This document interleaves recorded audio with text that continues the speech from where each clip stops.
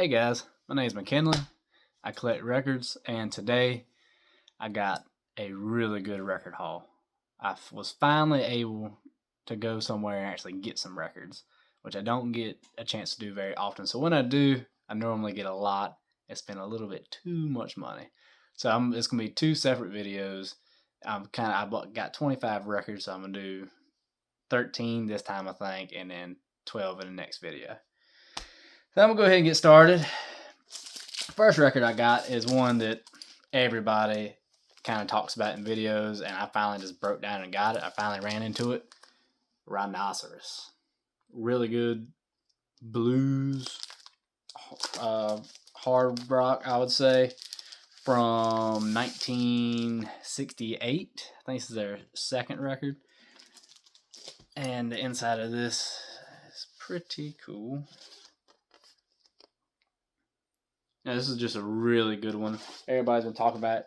And they say it's pretty cheap, and I may have paid a little bit more for it. It's just on the Electro Records, the red label.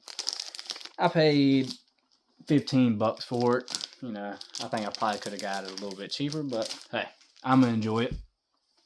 The second one I got, we're getting into a little bit of weirder stuff.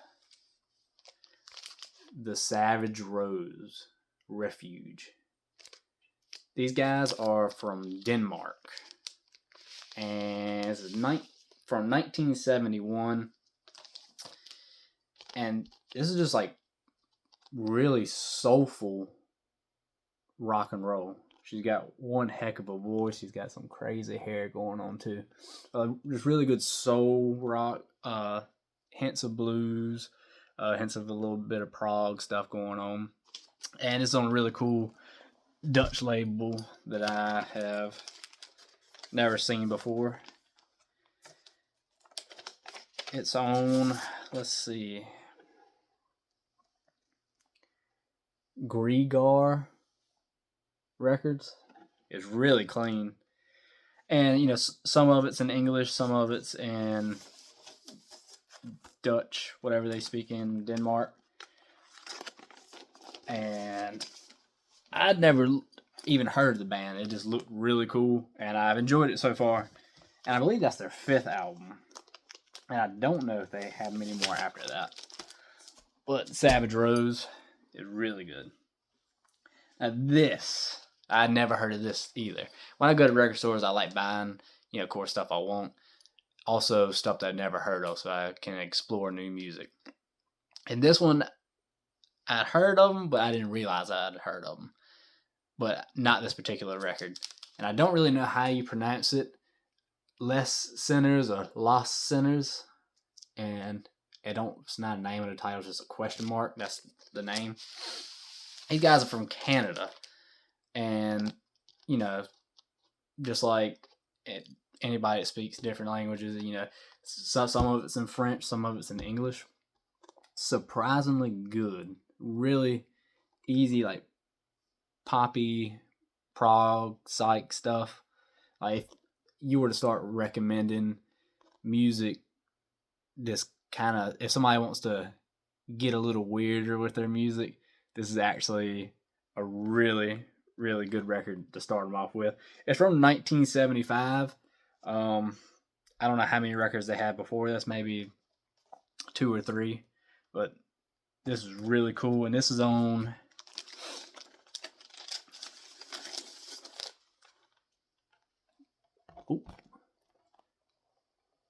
Chelsea, or I don't know how you pronounce Chelsea Records. Super clean. I think I got a good deal on it as much as I have enjoyed it. I've only listened to it once, but that's definitely going to be, all 3 of these so far are ones that are going to stay in my collection. Next, this one's so cool. King Darvis. The Sun Splits for the Blind Swimmer. And this is just super interesting. I saw it, I was like, gotta get it. I'm actually not going to take it out because the front and back were just pieces of paper glued on, and it's kind of getting weak. But I didn't know what to expect when I got this record. So that's what the front looks like, and this is what the back looks like. It's also just a piece of paper. I bought this for $6 and some change. And when I listened to it, I was not expecting it. This is really like bare bones singer-songwriter good stuff. And this is from 2008. I was not expecting this to be from 2008 when I heard it. And it also came with this little piece of paper that I'm not going to read because it gets a little dirty. They just talking junk about the other styles of music around 2008. And it's on a really weird label that I don't know how to pronounce. I'm assuming it's a private label of some sorts. I don't know, it's like a bunch of letters put together. And you should really check it out if you want some modern day underground singer-songwriter. King Darvis. Really good. Now this one, I've been obsessed with this guy for about the past year.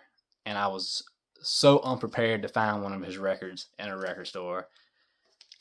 Robbie Basho. I don't know if that's how you pronounce his last name, but that's how I've been pronouncing it. And this record is a repress of Guitar Solely. It was repressed by 4 men with beards, I'm assuming. It originally came out in 1965, and I think it was reissued in 2012. Now, before I get into about Robbie, I don't know much about him, but listening to him, it's just him and his guitar. Everything I've ever heard. He never has a band with him, and the way he plays is so amazing. But on this record, I haven't finished listening to it. It doesn't seem like he sings. It's just him playing guitar, which is a little disappointing, but it's super cool because I never thought I would find this or any Robbie in the wild, and that's on Tacoma Records. This is just him playing guitar, but Robbie has one of the most haunting voices that you can ever think of. It really sticks with you. His voice almost vibrates your soul. And same with his guitar. And he normally plays a 12-string. It sounds like in this he's playing something else, but I'm not really sure. I'm going to keep listening to this because even though it's just him playing guitar on at least the majority of it, I'm still so excited to actually be able to find something by Robbie. And he's a guy that has also slipped through the cracks. And I got a few more I'm going to talk about. A little hot dog cup.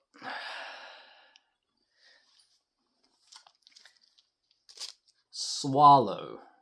A Swallow is from 1973. I think they had one record before this. I don't know what year that came out. But I think I got a good deal on this. I got it for, where is it at? I don't know if you can see, it's about $5. And it's a promo copy. Swallow is a really weird but really good band. It's kind of like country prog, like country southern rock prog. And, progressive rock and southern rock are not normally two things that go together. But it's on the Warner Brothers label. It's a promo. It's got a few scratches on it, but definitely worth the money. That's going to stay too, because this is just some of the coolest artwork too. I love that artwork.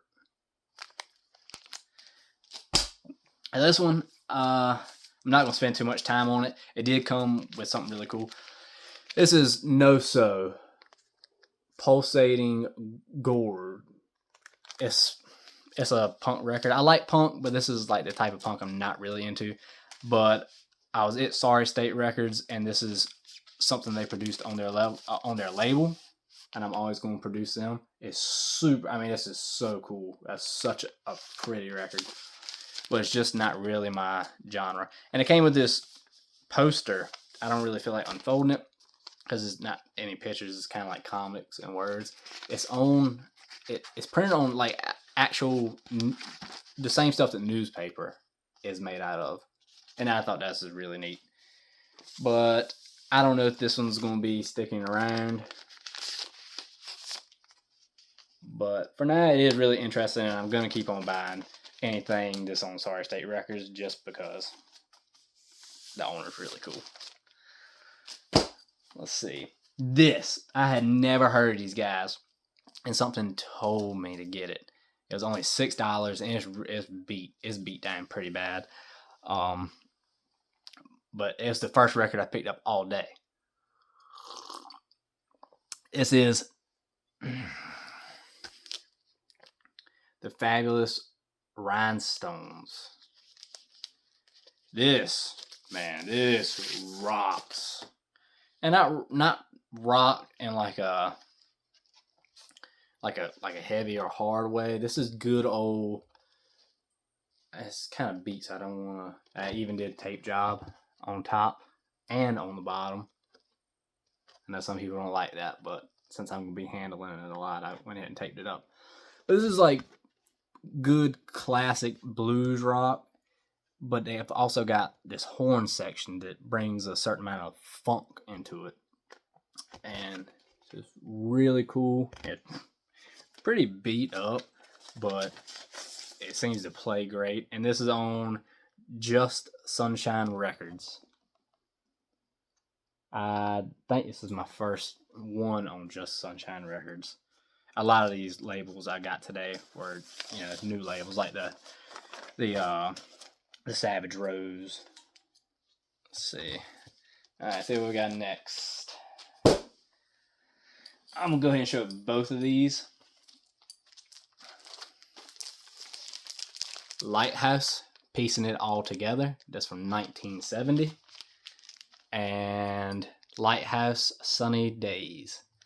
Now, this one from 1970 comes with this cool little piece of paper.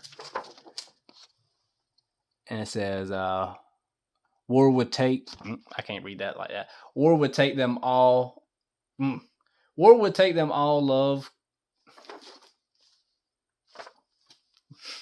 War would take them all, love can save them all.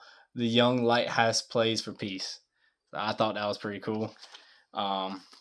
This is this good, not to make you think too hard, sight rock. And nothing super special. I do really enjoy the band. They have such a big band too. It has a lot of elements of jazz and prog in it.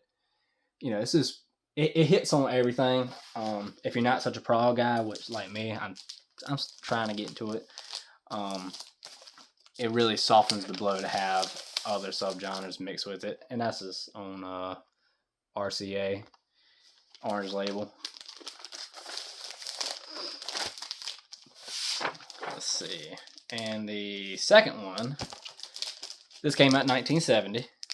The first one, Piecing It All Together. The second one, really cool because this is a Australian import. This came out in 1972. I think, it's basically the genre. It's going to be basically the same, but his Australian import is on a really cool, textured, weird feeling matte cover, and it's on also a new label that I have never gotten before. And I think I got a Fanny Adams that they're from Australia, but I think that's about this is one of the only Australian records I have. It's on Interfusion Records, and that is such a cool label too. Super clean record. All right. Both of these that I got, holy moly. One of them's not really a holy moly. It's a holy moly to me just because it's one of my favorite bands ever. So I'm going to go ahead and talk about that one first. I love this band. And in another video, I'm going to talk about them a little bit deeper. So I'm not going to try to spoil it. I'm just touch on them. This is Stone the Crows from 1972. And if you haven't heard of Stone the Crows, then you're probably just like everybody else. Stone the Crows is not a very famous band by any means. They didn't stick around too long. There was a tragic accident in the band that I'm not going to spoil because I want to talk about them in depth. It's just on the Red Polydor label. But the lead singer, oh my goodness, what a powerhouse. And they are from Ireland. That's where they had most of their fame. They had a little bit of fame over here too. I think they went on tour. But this band was really only around for about 2 years. Alright, one more record, and when I saw it, I about lost it.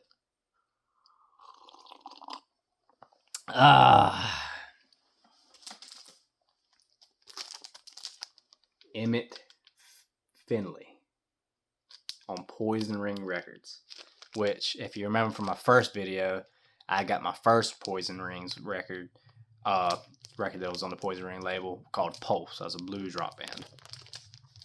Now this Emmett Smith is pretty well. The disc itself is really clean, but the cover was pretty junk. They did a tape job at the top and bottom. Get mad if you want. I'm keeping it together. Emmett Finley. There's really not much about him. I've heard other collectors talk about him, but other than that, I don't really know much. I've heard that he, after he did this label, he just became a guitar teacher, and that's really all I've heard. This is from 1971. It's psych rock, but it's a psych rock that's very, very easy and enjoyable to listen to. Because sometimes, just like prog, the genre gets a little out there. But this is it's very mellow, very humble. And get this. Let me show it. It's a promo Poison Ring Emmett Finley record that I got relatively cheap. Maybe people might not think it's cheap because, this is clean. This is, low VG plus to VG, which is fine with me. I'm not super big on, I only got to have the best of the best yet. And hopefully I don't get like that. But I bought this for $20. And this is one I'd listened to. Yeah, I'd heard. I didn't discover it until I was looking at the Poison Ring label. And I looked it up. I listened to it. I was like, that is really, really good stuff. So then I started looking up a little bit more, and I saw a YouTuber. I cannot remember who it was now, but they were talking about it. And this is just, and I looked at the prices on Discogs, and I was like, I can't put that money into it. I love it, but that's just too expensive. And I kind of just never thought about it anymore. I thought it was just one of those records that I want to get one day, but it's just out of my reach right now. But I stumbled upon it in a record store. I cannot remember the name. I went to so many today. But this record store was under a gas station. I had to go down steps. And it wasn't just a record store. It was also like an antique store. All kinds of crazy stuff. But that record store had the best selection out of anything today. I got more records from that little antique / record store under the gas station than I did anywhere else. But that's all I got for this video. I know I'm still getting used to making videos. I know probably some of them I didn't tell you the year. I didn't really explain much about the band. Maybe I didn't even show the what label it's on. I'm going to try to get better at that. I'm going to keep making these. Guys, I want y'all to enjoy the video. I want y'all to comment which record out of these in this video was your favorite. and let's go from there. I'm going to work on this second video and get it out to y'all.